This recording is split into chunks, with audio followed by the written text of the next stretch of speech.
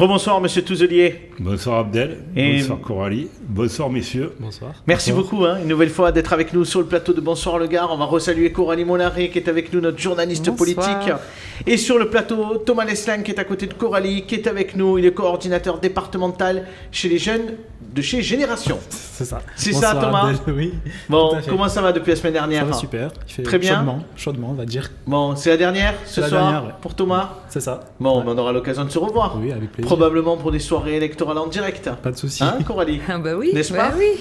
Il y a un petit nouveau ce soir. Oui. Il a décidé de venir au moment où on arrête. Mais ouais, c'est Adrien Doma qui est avec nous. Il est le délégué chez Agir, dans le Gard, c'est ça? C'est ça, tout à fait ça. Bonsoir Abdel et bonsoir Lola. Tout va bien? Ouais, nickel. Bon Adrien, qu'est-ce que vous avez fait ces 2 derniers mois? Je travaillais, je suis étudiant. Ah, très bien. Réviser les partiels. Et ça y est, c'est fini les partiels? C'est fini hier et du coup je me suis dit, deuxième chose à faire dans la vie. Vous êtes avec nous. Venir chez vous. Eh bien génial, on est ravis de vous avoir avec nous. Je donne tout de suite la parole à Coralie Mollaret. Elle va poser la première question à notre invité. Monsieur Touzelier. Coralie. Est-ce que ça vous arrive d'avoir la frousse? Jamais. Jamais? Non. Parce qu'à quelques mois, vous laissiez sentir que vous seriez peut-être candidat sur le canton de Saint-Gilles, où est votre commune, canton de Saint-Gilles qui est détenu par votre camarade Les Républicains, du même parti que vous, Eddy Valadier. Et puis quelques mois après, plus rien. Vous avez eu peur? J'ai été sensible quelque part à la famille des Républicains, puisque effectivement on a avancé mon nom, mais je crois que quelque part Eddy Valadier et Huguette Sarthe, parce qu'il y a toujours un binôme. Ouais. On est bien d'accord, et Huguette Sarthe a fait un travail formidable. Oui. Je crois qu'on s'est tous entendus. J'ai été coopté par Aurélien Pradier et par Christophe Riven par tir au régional, donc il n'y a pas d'ambiguïté. Vous l'étiez déjà au régional. Il n'y a pas d'ambiguïté, Coralie. Ne souriez pas à ce point-là, ça se voit que vous... Je soutiendrai Eddy Valadier et Huguette Sarthe, comme je leur ai dit, et comme ils ont positionné mon nom sur le tract qui va être lancé très prochainement. Oh, vous êtes un bon nageur quand même, c'est bien, parce que c'est compliqué. Moi, c'est le crawl. Ça rame. Non, c'est les rames. C'est les rames. Le crawl. Ouais, le crawl. Est-ce que vous allez toutefois soutenir Eddy Valadier? Mais je l'ai dit. Puisque, et des deux mains. Mais bien sûr. Vous allez l'accueillir dans la commune de Générac, s'il doit venir. Mais Eddy et Huguette sont toujours les bienvenus. J'ai toujours soutenu la famille et je crois qu'aujourd'hui, notre objectif, c'est de garder ce canton. Vous êtes donc réconciliés. Une question de Thomas, dans la même veine. Pour les élections départementales dans le Gard, les Républicains n'ont pas présenté de candidats sur 4 cantons, donc Quissac, Le Vigan, Rousson et Bagnols. Oui, c'est ça. C'est ça, il y en a 4. N'est-ce pas un signe que votre parti perd du territoire sur le Gard au profit du FN? Alors, 2 choses. Vous avez raison, on n'a pas présenté sur 4 cantons des candidats. Regardez le FN, il y a pratiquement des candidats partout, mais il y en a 12 qui ont de Beaucaire. D'accord ? C'est le premier point. Et deuxièmement, je tenais à vous dire aussi que quand je regarde la gauche unie, il y a quand même 4 partis aujourd'hui additionnés qui présentent quelque part des candidats partout. Alors, est-ce que si vous étiez désunis, vous auriez eu la possibilité de présenter des candidats? Ça, c'est une bonne question. Pour répondre à votre question première, non, on ne perd pas du territoire, puisque vous le savez très bien, aujourd'hui, quand on regarde le résultat des municipales 2020, je crois que nous sommes quand même bien implantés au niveau de nos communes. Oui, mais au départemental, force est de constater que le travail n'a pas été fait. Même Richard Tiberino, qui était à votre place, a dit les candidats qui allaient, on avait marre de perdre. C'est que vous n'avez pas travaillé, vous n'avez pas travaillé à l'implantation de votre parti sur les cantons cévenales. On le sait qu'ils sont difficiles, puisqu'ils sont plutôt acquis à la gauche. Alors, je ne parlerai pas à la place de Richard Tiberino, de notre Christophe Rivenc et de Franck Proust. Je dirais simplement que si on avait voulu présenter des candidats partout, on aurait fait comme Julien Sanchez, on aurait envoyé des Nîmois. Voilà. Je crois qu'aujourd'hui, il y a un constat, il est là, mais je tiens à dire encore une fois que notre parti n'a pas perdu de terrain, qu'il n'en perdra pas demain, et que s'il n'y avait pas une addition entre vous, on n'aurait pas pu présenter des candidats partout.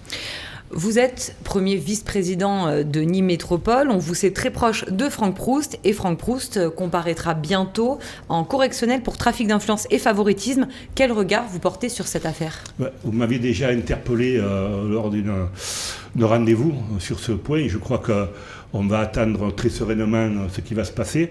Ce serait début juillet, c'est ça? Début juillet. Mon rôle, moi, c'est d'accompagner Franck aussi dans cette étape, avec tous ceux qui l'entourent et tous ceux qui l'apprécient. Et ils sont nombreux. Je crois que pour nous, on a hâte de voir ce qui va se passer, parce qu'effectivement, on a envie qu'une page se tourne, que Franck continue à mettre en place une politique qu'on a mis depuis 6 mois dans le rouage de la collectivité, avec aujourd'hui quand même des résultats probants. Et je crois qu'on est très serein. On est très serein et on va l'aider et l'accompagner. Alors parmi les peines qu'il peut risquer, il peut avoir une peine d'inéligibilité. On sait que gouverner, c'est prévoir. Est-ce que dans le cas où il serait inéligible, qu'il perdrait ses droits civiques, vous, en tant que premier vice-président, vous le remplaceriez à la tête de l'agglo? Alors c'est une question sur laquelle on ne fait pas du tout, parce que pour nous, il ne sera pas inéligible. Et s'il arrivait malheur quelquefois, la question se posera à ce moment-là. Mais pour nous, aujourd'hui, c'est le président et il va rester. D'accord. À l'agglomération, vous êtes délégué à l'aménagement du territoire, notamment des zones d'activité économique. On en est où concrètement aujourd'hui sur ces zones d'activité économique? Alors, vous savez que j'aime le concret. Je suis un pragmatique, on le sait très bien. Nous aussi, ça tombe bien. Voilà, vous savez très bien ce que j'ai mis en place sur les déchets, ce que j'avais dit et ce qui est arrivé. Et sur les zones d'activité économique, on est un peu dans la même turbulence. Je m'explique. Lorsque je suis arrivé à cette délégation, je suis allé voir Franck Proust et j'ai dit voilà, l'ancien exécutif est allé partout. Il a voulu mettre en place des projets sur le territoire, mais aujourd'hui, on se retrouve face à 3 problématiques fortes. 1. Le manque de foncier acheté. 2. Les compensations qui ne sont pas en adéquation avec le foncier à acheter. C'est-à-dire que si on regarde ce qui a été prévu dans le projet de territoire de l'ancien exécutif, on serait entre 800 et 1000 hectares de compensation. Je ne sais pas ce que ça vous donne en termes factuels, en termes de budget. Yvan Lachaud était peut-être écolo. C'est énorme. Je ne sais pas si c'était écolo. Toujours, je pense qu'il avait mal compté. Pour un prof de maths, c'est un peu limite, mais bon. Et le troisième constat et le troisième contrat, c'est que vous savez que je suis président du SCOT depuis quelques mois. Le SCOT, c'est le document planificateur. C'est lui qui a été mis en place par les différents élus du territoire pour la planification sur la mobilité, sur le logement, sur les activités économiques, entre autres. Et on s'est aperçu finalement que le SCOT n'avait pas intégré certaines démarches et en même temps que les PLU, dans les projets qu'avait eu vocation à mettre Yvan Lachaud, n'avaient pas aussi été en corrélation. C'est-à-dire que les communes n'ont pas mis en place dans leur PLU les actions projetées pour des projets économiques. Par l'agglomération. Là, vous avez fait un constat. Maintenant, dites-nous concrètement, qu'est-ce qui va se passer pour ces zones d'activité économique? J'ai proposé au 30 juin au président de lui donner une feuille de route qu'il devra valider, je l'espère, avec des objectifs concrets, c'est-à-dire peu et au bout. Quand je dis peu et au bout, c'est qu'il faut tenir compte de notre budget, il faut tenir compte de nos possibilités aujourd'hui en termes de foncier cessible, et derrière faire des priorités sur toutes les zones aujourd'hui qui ont été mises en place. Mais monsieur Touzelier, est-ce que, pour le dire très clairement, est-ce qu'il y a des entreprises qui tapent à la porte aujourd'hui pour venir s'installer sur ces zones d'activité économique? La problématique, ce ne sont pas les entreprises. Ce sont surtout l'accession au foncier. Je vous l'ai dit, lorsqu'on achète 1 hectare de foncier, d'abord, il faut faire une étude en préalable pour savoir s'il y a des espèces protégées, s'il y a la petite sœur, etc. Étude environnementale, 4 saisons souvent. Ça dure plus d'un an souvent. D'accord. Derrière, il faut acquérir, mais il faut surtout trouver les compensations. Bon, il y a un espace qui du coup est disponible, non, Coralie? Magna Porta. Alors tout le monde en parle, c'est vrai, mais Magna Porta... Ah bah c'est 160 hectares autour de la gare LGV. Donc là, on a du mètre carré. Oui, on a du mètre carré, sauf qu'au mois de juin, je vous donnerai des éléments probants. sur le fait que Magna Porta n'est pas aussi porteur que ce qu'on peut le penser. C'est-à-dire ? Il y a d'autres zones. Vous verrez, est en train d'y travailler dessus. Oui, mais là, par exemple... Donnez-nous quelques éléments. Très simplement, c'est qu'il a manqué une intégration au SCOT dans certains domaines. Voilà, je le dis pertinemment. C'est-à-dire, pour qu'on comprenne bien. Un titre d'exemple, n'a pas été intégré au SCOT et que c'est une erreur fondamentale dans l'ancien exécutif. Ça veut dire que si le parc à thème n'a pas été intégré au SCOT, on ne peut pas le faire ? C'est-à-dire qu'on peut le faire plus tard. Après une révision du SCOT. Dans 5 ans, 6 ans. Ce qui est très intéressant par rapport au SCOT, c'est que c'est le maire de Codognan où est élu, alors dans l'opposition, Thomas, mais c'est lui qui avait fait le document à l'époque. Il n'a été que le rapporteur. Oui, mais... Il n'a été que le rapporteur. Je crois qu'il est proche de votre famille politique. De ce que des élus politiques de l'agglomération qui représentaient l'exécutif ont voulu monter comme dossier. Je crois que ça fait partie des choses qu'on sait. Ça veut dire qu'il ne va rien se passer sur Magna Porta pendant 5 ans ? Mais bien sûr qu'il va se passer des choses. Mais pas de parc à thème. Mais pas dans un premier temps. Qu'est-ce qu'il y a d'autre ? Un autre élément De l'innovation. De l'innovation. Il y aura de l'innovation. Il y a des entreprises qui tapent à la porte. Il y aura de l'innovation dans un domaine bien défini. Je crois que là-dessus, on est en train d'y travailler dessus. On va faire les efforts nécessaires. Dans quel domaine ? L'innovation, c'est surtout, vous savez, tout ce qui est sur la gestion de l'eau, entre autres. Gestion des risques. Gestion des risques et autres. C'est un thème cher, effectivement, à Franck Proust. Il avait eu l'occasion de nous le dire. On va donner la parole à Adrien pour qu'il puisse poser sa question à notre invité. Oui, monsieur le maire, ma question porte en fait sur les personnalités de droite qui sont rentrées au gouvernement. Donc, comme vous le savez, après l'élection du président de la République, Emmanuel Macron a donné des ministères importants pour la droite, notamment l'économie et l'intérieur à des figures de la droite, et même le poste de Premier ministre à Édouard Philippe, puis Jean Castex.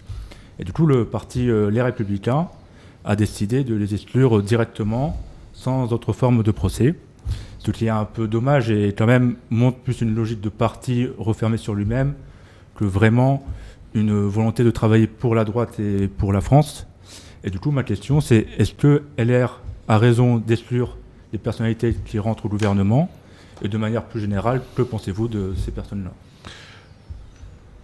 Alors, il y a plusieurs choses dans votre question. La première, c'est que le président n'a pas de parti. Aujourd'hui, on le voit, il s'appuie sur rien du tout. Il s'appuie sur des personnalités de gauche et de droite. C'est compliqué, vous savez très bien. Là-dessus, c'est un fait. Au bout de 4 ans finalement de présidence, on n'a pas vu aujourd'hui vraiment un parti en marche être consolidé sur ses bases. Pour répondre à votre question, moi je vais être très pragmatique. Lorsque j'ai rencontré Bruno Le Maire et autres lors des élections présidentielles dans les primaires, ils ont été toujours très clairs. Ils ont dit, nous on est des républicains, on restera droit dans nos bottes et on restera au parti. Ils ont d'ailleurs dénigré le président actuel qui se présentait à ce moment-là en disant toute chose bien moins sympathique que ce qu'ils peuvent dire aujourd'hui.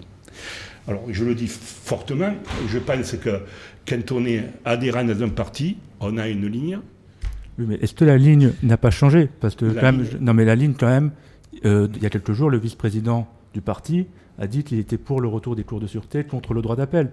Vous reconnaissez quand même qu'il y a une droitisation du parti qui est à l'œuvre avec M. Ciotti, avec Mme Morano. Vous savez, dans un parti quel qu'il soit, vous avez des responsables qui sont plus ou moins, je dirais, en marge d'une ligne directrice. Mais c'est la ligne directrice. Vôtre, ça peut être pareil. Je crois que nous, on en marge, Pelletier, il n'est pas en marge de votre parti, hein. Et numéro 2. vice-président. Sur Agir, je pense qu'on a plein de défauts. On est un petit parti, mais on a une ligne claire, quand même, je pense. Nous aussi, on a une ligne claire. D'ailleurs, Aurélien Pradier a cette ligne claire. Il a toujours dit, je crois que vous l'avez reçu. Et on est quand même un des départements qui a décidé de ne pas s'allier au second tour à quelque parti que ce soit. Et je crois que Christian Jacob aussi a repris les propos en disant qu'il n'était pas question à un moment donné de se droitiser. Je crois qu'on ne peut pas empêcher aussi, quelque part, des adhérents de parti ou des responsables de parti de donner leur avis. C'est difficile d'arrêter l'hémorragie quand même. Oui. L'hémorragie, elle est partout. Mais elle est surtout dans les deux sens pour la droite. Elle est parce partout. qu'il y a à la fois ceux qui partent avec Macron et ceux qui partent avec le Rassemblement national. Thomas a une question, je crois, là-dessus. Hein. C'était à peu près la même, en fait. Le numéro 2 des Républicains a d'ailleurs dit qu'il cautionnait la politique du maire d'extrême droite de Béziers. Nadine Morano a dit qu'elle ne voterait pas pour le candidat LR dans sa région, les Grands Est. et elle a dit que le candidat Front National, Rassemblement National n'était pas d'extrême droite. Et Éric Ciotti a dit que la seule différence entre votre parti et le Rassemblement National, c'était votre capacité à gouverner. Donc est-ce que les digues entre les Républicains et le Rassemblement National ne sont-elles pas en train de céder ? Il n'y aura pas de porosité, les digues ne céderont pas. On a quelques aujourd'hui responsables qui ont des sentiments. Moi, je crois qu'à un moment donné, chacun prendra sa distance et prendra ses responsabilités. Pour ma part, je suis un républicain. Il n'y a pas de porosité avec le Front. Voilà, il n'y a aucun souci. Monsieur Tuzelier, préférez Emmanuel Macron ou Marine Le Pen ? Je préfère le candidat des Républicains qui se présentera en 2022. Mais est-ce que Emmanuel Macron, c'est pas le meilleur président de la droite ? Moi, si vous me demandez qui je dois voter en 2022, s'il y a un duo Macron-Le Pen, pour ma part, mon choix est fait, vous l'avez bien compris. Après, je pense que Emmanuel Macron a eu l'intelligence d'aller chercher la matière grise là où elle était. Il voudra en avoir quelques-uns de plus, parce que c'est vrai qu'à droite, quand vous regardez les communes, comme elles sont gérées, ce sont des communes qui ont mis en avant un investissement, qui ont changé. Je crois que ça, c'est indéniable. Voilà. Nous, notre rôle aujourd'hui, c'est de rester droit dans nos bottes et de dire qu'on attend les présidentielles pour présenter un candidat qui sera porteur de nos idées. Un mot rapide peut-être sur les régionales, puisque donc on parlait de la... Et il y aura la deuxième question d'Adrien aussi. De la porosité, on le voit aujourd'hui dans le score, dans les intentions de vote de Aurélien Pradier. Il fait moins bien que Dominique Régnier, donc il sera à 14%. Dominique Régnier avait fait un score de 18%.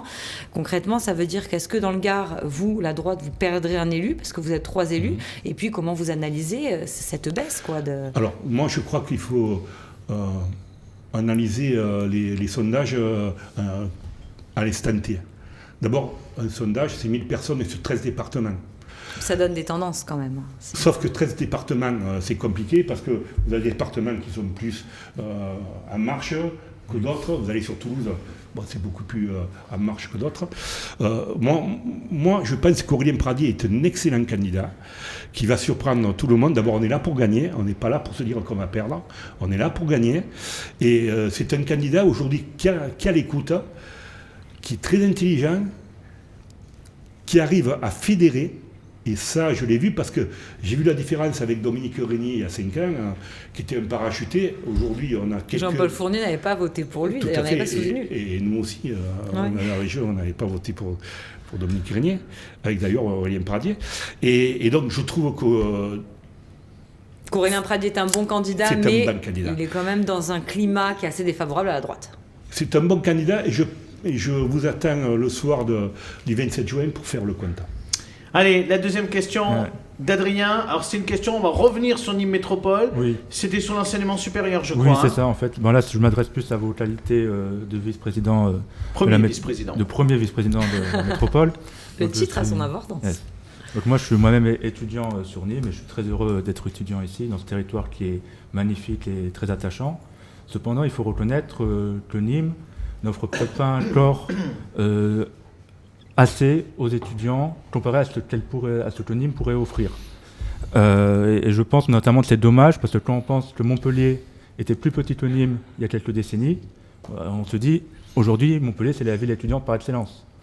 Et du coup ma question c'est quels sont vos objectifs pour l'enseignement supérieur à Nîmes? Alors, et dans la métropole. Le cas de Montpellier, c'est l'éternel débat. Il y a 35 ans avec Georges Frêche qui avait pris IBM et qui a développé Montpellier de façon importante et qui en a fait une belle cité, c'est vrai, avec un mouvement étudiant très fort. Aujourd'hui, je crois que, d'abord, Nîmes, aujourd'hui, au niveau de la vie étudiante, est en train de reprendre le pas. C'est pas une compétence de l'agglo, il faut le dire, mais le président Proust, aujourd'hui, est très soucieux de ce qu'on peut apporter au niveau de l'agglomération sur ce point de vue-là. Parce que c'est corollaire au développement économique. Voilà, je pense notamment à IBM. Vous disiez que Georges Frêche a fait venir IBM à Montpellier. Est-ce que Nîmes Métropole ne pourrait pas faire venir une autre grosse entreprise à Nîmes? Quand Georges Frêche a fait venir IBM à Montpellier, c'est qu'Émile Jourdan, elle n'avait pas voulu à Nîmes. Il faut repenser aussi à tout ce contexte. Bien sûr affirmation que la gauche dément d'ailleurs, hein. Mais allez-y, continuez. Bien sûr, mais c'est normal. Bien sûr que nous sommes très très attentifs aux entreprises qui viennent. Et je crois que dernièrement, on a fait Sofrema, je veux dire, c'est pas neutre, parce que 180 emplois qui vont arriver. Donc on est très, très attentif et on va accueillir les entreprises. Mais avec une autre stratégie qui était faite précédemment. On l'a vu, nous ne sommes pas, nous, pour financer le privé, nous sommes là pour le soutenir et l'accompagner, notre démarche. Et nous avons d'ailleurs, à ce titre, un excellent élu qui s'en occupe, c'est Daniel Jean-Balade. Je crois qu'aujourd'hui, il a démontré toute sa capacité à prendre le problème à bras le corps et à essayer de trouver des solutions. Et d'ailleurs, je tiens à vous dire, messieurs, d'abord, je vous félicite, parce que d'avoir des débatteurs aujourd'hui entre 20 et 25 ans, c'est très rare. Ça veut dire qu'ils veulent s'impliquer en politique. Et vous savez, comme nous, les édiles, nous sommes contestés parfois. Ça fait plaisir aussi qu'on voit des jeunes sur vos plateaux. Merci. Et deuxième point, c'est de vous dire aussi, je suis désolé, mais que la commune de Générac a signé une convention avec l'Université de Nîmes. Effectivement, on a eu l'occasion de rendre compte sur Objectif Gare. Merci Monsieur Touzelier et merci pour l'hommage que vous avez rendu effectivement à nos jeunes débatteurs. On était très heureux de les avoir avec nous sur cette nouvelle salve d'émission.